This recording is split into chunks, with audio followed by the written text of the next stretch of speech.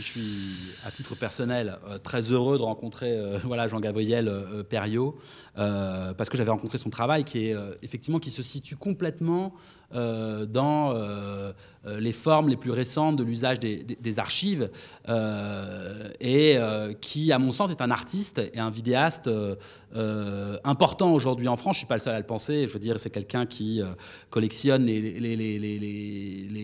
sélections, les prix, enfin voilà, qui a une reconnaissance sur un travail exigeant, et qui produit énormément d'objets de nature extrêmement différente.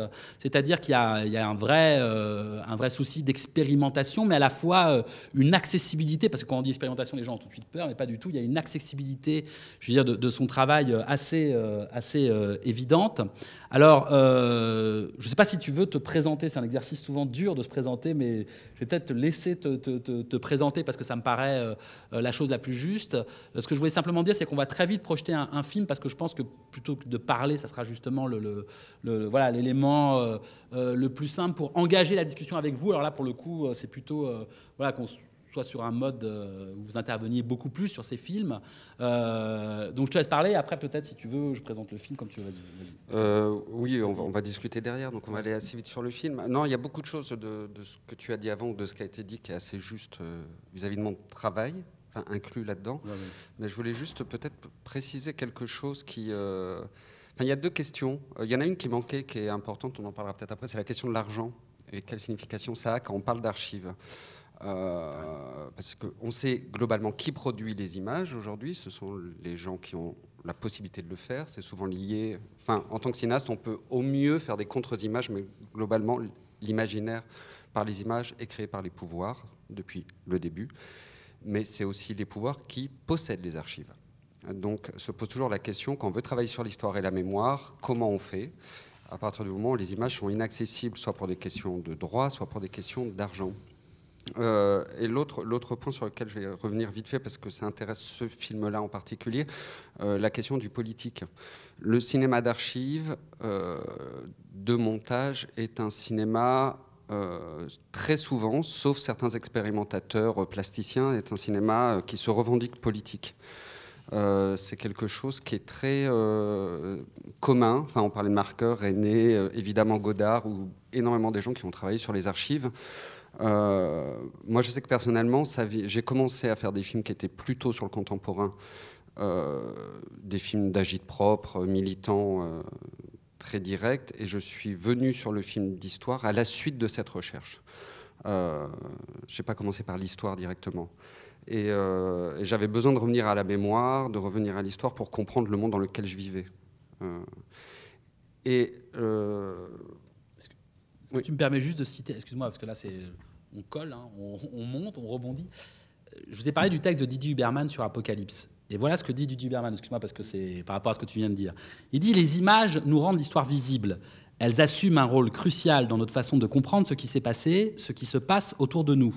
Un rôle crucial, cela veut dire à la croisée des chemins, donc pour le meilleur ou pour le pire.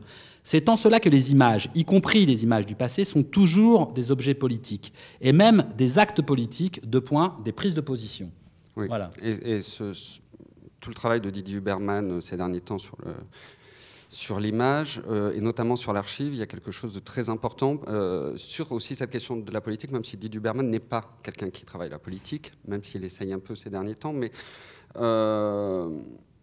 on a vu sur Apocalypse ou sur la télévision en général cette espèce de de voix générale qui se cache, neutre, où on nous fait croire une certaine objectivité de ce qui est montré, qui est la position de la droite, de se taire. Tandis que le cinéma plutôt de gauche, engagé, n'a pas peur de se montrer, de s'affirmer, quitte à créer du désaccord. La politique, c'est du désaccord, de toute façon. Donc, on dit « je pense que, je vois les choses comme ça ». notamment Michael Moore. Voilà, on peut être en désaccord avec lui, mais au moins il le dit. Et il y a un endroit aussi de modestie dans le travail. Ça veut dire que la manière dont moi je vais aborder les thèmes, etc., c'est je ne cache pas mon ignorance et je ne cache pas non plus ma sensibilité. Je ne cache pas les questions que j'ai. Je ne travaille jamais les réponses, mais que des questions. Et ça se répercute dans le montage avec l'idée qu'on ne donne pas à voir des images ou à revoir des images. Ça, c'est pas, en tout cas, mon travail, et c'est le travail d'assez peu de cinéastes qui travaillent l'archive, mais c'est de les donner à voir comment on les a vus, nous, en toute subjectivité. C'est-à-dire, qu'est-ce qui d'un coup va m'émouvoir dans un fait historique, qu'est-ce qui va m'émouvoir dans des images que je vais voir, comment je les regarde. Je peux passer des heures, enfin je passe des heures avec les archives avant de faire le moindre film. Hein. Et du coup, le montage, c'est toujours la transcription de comment je les abordais, ce qui me pose problème dans ces images-là. Et de rendre ce travail de regard visible. C'est-à-dire qu'on voit clairement que c'est du cinéma de montage.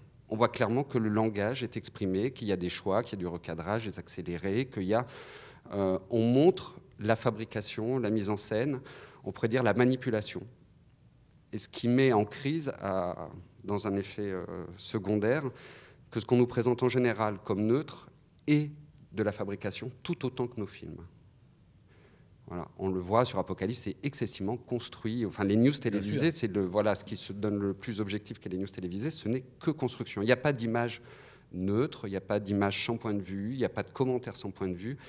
Et comme nous, on affirme une première personne et une subjectivité, on met en crise, d'une certaine manière, à contre-coup, ce qui relève du télévisuel ou d'une pseudo-neutralité du documentaire. Tu veux... Ouais, et du coup, on va passer ce film-là qui est important, parce que, je voulais faire cette introduction sur du coup, quand ce film est un exemple très clair des images que j'ai vues et comment j'ai voulu les redonner à voir selon comment moi je les avais vues. Et je vous expliquerai après, du coup, comment je suis tombé sur ces images, comment je les ai vues et pourquoi le montage est celui-là. Alors, le film s'appelle Eut-elle été criminel. C'est un film que tu as réalisé en 2006, c'est ça, ou 2000 Oui, par là. Ouais. Et donc, voilà, on va voir ce film ensemble. Moi, simplement, je vous dis juste, c'est un film que j'ai découvert. Je ne savais pas ce que j'allais voir quand j'ai découvert. C'est un film qui m'a beaucoup marqué. Donc, on va le revoir ensemble et on va discuter après, sans dévoiler le sujet, d'ailleurs.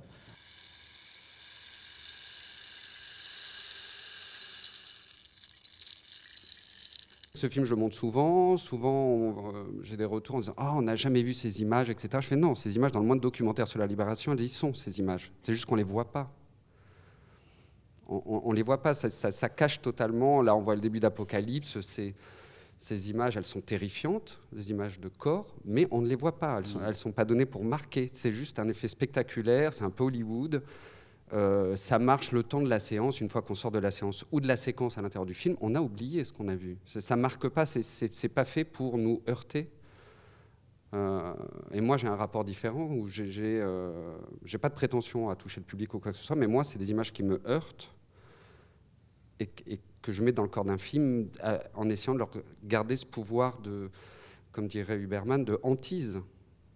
C'est des images qui hantent, enfin moi qui me hantent et que je désosse totalement, en tout cas d'une voix off ou d'un certain pathos qui viendrait d'en dehors des images pour essayer de leur donner un écrin qui les laisse dans un état d'horreur, oui, ou de violence. Quand je fais un film, je me contrefous totalement de la réception du public et de quel message je transmets. C'est pas ma question. Moi, quand je fais un film comme Eut-elle été criminel, je suis sûr que personne ne va jamais le voir. Enfin, après, c'est pas si vrai parce que je suis cinéaste, je sais voilà, que les films y vivent, je sais comment ils travaillent, mais malgré tout, je m'intéresse pas vraiment à la réception. Mais par contre, je me dis toujours, si quand je passe un an sur un film, si une personne, quelque part dans le public, va aller chercher quel était le sujet du film, va essayer d'en savoir plus, j'ai pas perdu un an. Voilà. Après, oui, les deux techniques de montage sont les histoires de rythme, accéléré, ralenti, et les recadrages. Et ça, je vais revenir quand je disais en introduction sur le fait de donner à voir les images, comment on les a vues.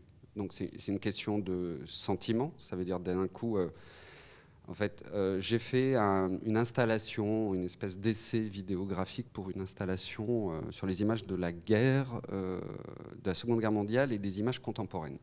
Une espèce d'exercice de comparaison. Et à un moment, j'ai pris toutes les archives que j'avais sur la Seconde Guerre mondiale, je les ai mis dans l'ordre chronologique et j'ai regardé tout ça, 4 ou 5 heures de film. Et les images qui m'ont le plus heurté, ce sont ces images-là. Qui pourtant, à ce moment-là, juste après, c'est la libération des camps, enfin, on est dans la fin de la guerre, c'est quand même en termes d'images violentes, il y en a un paquet. Et celles-là m'ont, je sais pas, m'ont vraiment arrêté, et notamment parce que j'ai commencé, donc je devais faire cette espèce de montage un peu de ces images de la guerre. Et quand on est face à des images de violence, en fait, il y a un moment, on ne peut plus les regarder.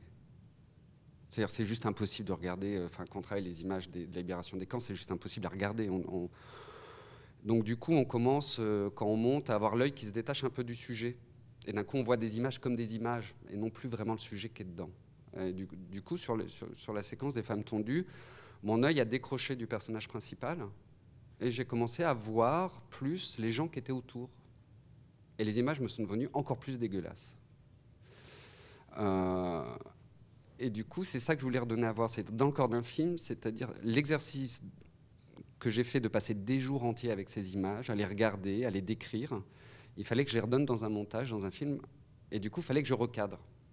Pour montrer d'abord, mettre en évidence des énigmes.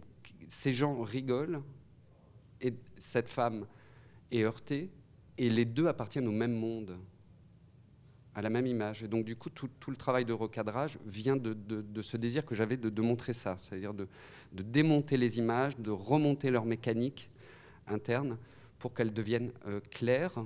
C'est-à-dire qu'à la fin du film, tout le monde se dit « Ah oui, ce qui est dur dans ces images, c'est qu'il y a ces deux composantes ». Mais ce qui n'apparaît pas quand on regarde les films, par exemple dans Été 44, ça n'apparaît pas, on n'a pas le temps de le voir, simplement. Et voilà, et on reste toujours sur les images de victimes. On a une empathie humaine qui est forcément indécrottable, et on reste d'abord sur les figures des victimes, et on ne voit pas le reste. Ce qu'on voit, on le voit sur les photographies de Capa, etc., quand on prend le temps, mais dans des images en mouvement, on n'a pas le temps. Et voilà, et le recadrage vient de là, cette volonté de décomposer l'image. Je cherchais un solo de femme. C'était important pour moi qu'il y ait un solo de femme à la fin. J'ai écouté plein de versions. Celle qui m'a la plus intéressée, c'est celle-là. Et la première fois que j'ai présenté au public, première question, pourquoi vous avez choisi Mireille Mathieu? Et là, je me suis fait, merde. Parce que voilà, ça ne m'intéresse pas que ça soit elle. Qu'on reconnaisse la chanteuse, elle, sa propre histoire politique, tout ça, c'est anecdotique. La Marseillaise, c'était important parce que, pour deux choses. Parce que déjà, il y a un rapport...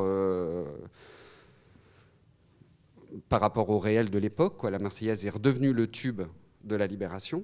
Très concrètement, c'était la musique qui était... La plupart de ces images ont dû être... S'il y avait du son, ça devait être souvent la Marseillaise.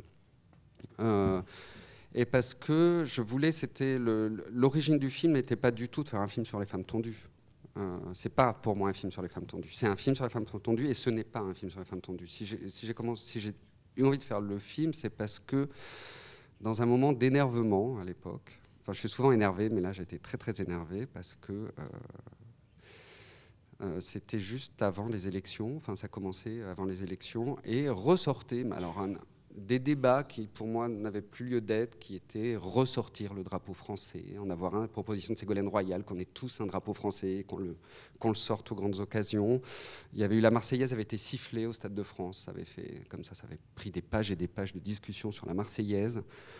Et à ce moment-là, il y a eu plusieurs sans-papiers qui sont morts pour échapper à la police ou dans les mains de la police. Enfin, il y a un état de pourrissement. C'est peut-être à ce moment-là que j'ai, pour la première fois, vraiment senti le pourrissement en cours de la politique en France, et de la France tout court d'ailleurs, pas que de la politique. Des choses... ça avait été une année, je sais pas, douloureuse pour moi, enfin où j'étais marqué par les choses, quoi. Un PD avait été brûlé à Lille juste parce qu'il était PD. Enfin, c'était les premiers signes comme ça d'un racisme gras qui revenait. Donc maintenant, on s'est habitué, on a l'impression que c'était... On le reverrait aujourd'hui, on serait presque blasé, tellement on se fait à l'horreur. Mais à ce moment-là, j'ai senti un truc qui était pour moi typiquement lié à la France, à un état de la France. Et quand je suis tombé sur... J'avais déjà ces images. parce que j'avais fait ce montage une fois, et il y a eu un court-circuit qui s'est fait entre la France de cette époque, de ce qu'elle pouvait être, toujours avec une ambiguïté, hein, on est capable du meilleur et du pire, et ce que je vivais là, à ce moment-là, le bouc émissaire, quoi. Là, le bouc émissaire n'était plus une femme, c'était un PD, c'était un noir, c'était une chinoise, Et du coup, c'était un film sur la France d'aujourd'hui, et la Marseillaise en faisait partie de cette mythologie de la France. Et la Marseillaise est une chanson qui est juste dégueulasse. Là, on l'entend, quoi. On l'entend, c'est juste... on a quand même un hymne national qui est particulièrement guerrier. Déjà, il y a l'histoire que je veux raconter. Je parlais de voir les images, mais aussi je voulais raconter une histoire de la guerre. C'est une chose très simple, tout ça pour ça. Et il fallait expliquer le tout ça, enfin, il fallait montrer le tout ça et le ça. Mais il faut que ça passe par on a parlé un peu tout à l'heure de cinéma de propagande. Ma formation et tout mon intérêt pour le cinéma a commencé par Vertov et tout le cinéma de propagande. On a parlé beaucoup de la voix, mais le cinéma de Dziga Vertov ou le cinéma politique est un cinéma qui envisageait c'est des cinéastes qui ont envisagé le cinéma en termes de sensation. C'est-à-dire que la propagande ne marchait que quand elle impressionnait le spectateur, impressionnait à l'intérieur de lui. Il fallait créer des états de corps. Et le montage crée des états de corps. C'est-à-dire que pour le trop-plein, il faut qu'il soit ressenti, le trop-plein. Et il passe par des phénomènes, des montages très scopiques, des accélérés ou des musiques très fortes. Enfin, il y a plusieurs techniques.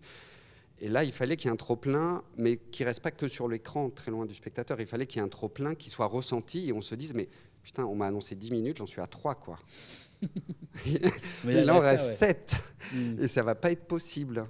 Et il fallait arriver à ça ne va pas être possible. Donc après, c'est sur le banc de montage. Je savais que ça allait être un accéléré parce que je voulais qu'il y ait l'histoire de la guerre. Et pour la raconter, après, c'est sur la table de montage. Je suis parti de 2 heures, j'ai accéléré, j'ai resserré, j'ai accéléré, jusqu'au moment où j'ai senti une certaine justesse. Où d'un coup, le trop, c'est difficile. Hein. Le trop et le pas assez, c'est les deux choses en montage qui sont très difficiles. Et il y a un moment, il était juste. Voilà. Il y a un moment, ça a trouvé sa forme, et c'était celle-là. Enfin, c'était... Ou moi, en tant que spectateur, le seul talon, le seul repère que j'ai, c'est moi. C'est-à-dire, je regarde le film et d'un coup, je me dis, ah, ça y est, là, c'est la bonne durée. C'est trop long, mais juste ce qu'il faut. Et pareil, derrière, le temps que j'ai laissé à la sortie, avant que les premiers recadrages arrivent, que ça devienne bizarre, etc. Même si ça, c'est un peu plus flou, parce que je sais que selon les spectateurs, la découverte de l'horreur n'est pas au même endroit. Voilà. Par exemple, les enfants le découvrent beaucoup plus tôt que nous. Mais c'est pour d'autres éléments, mais ouais, le montage, il faut juste qu'à un moment, quand on voit son film, on soit ému par lui. Et quand on est ému, quel que soit là, c'était du trop, mais voilà, cette justesse, c'est très, il n'y a aucune clé logique et tous les outils du montage, les outils du rythme ou les outils du cadre participent de la même chose. Ça n'a pas les mêmes effets, mais c'est histoire de montrer. En tout cas, je ne pense pas qu'aucun d'entre nous n'ait juste envie de remontrer des images. Donc du coup, il faut les travailler. Là, le temps était très important. C'est-à-dire que ces images, on a le temps de les voir, non seulement parce qu'elles sont recadrées, donc répétées, mais aussi parce qu'elles sont ralenties. Elles sont ralenties. Et le ralenti, à la fois, crée une sensation, c'est-à-dire une étrangeté, une espèce de chose un peu suspendue, et en même temps, laisse concrètement plus de temps au spectateur de les voir. Il y a une chose de... Et au contraire, l'accéléré, d'un coup, va donner un aspect très métaphorique. La guerre en accéléré, la violence en accéléré.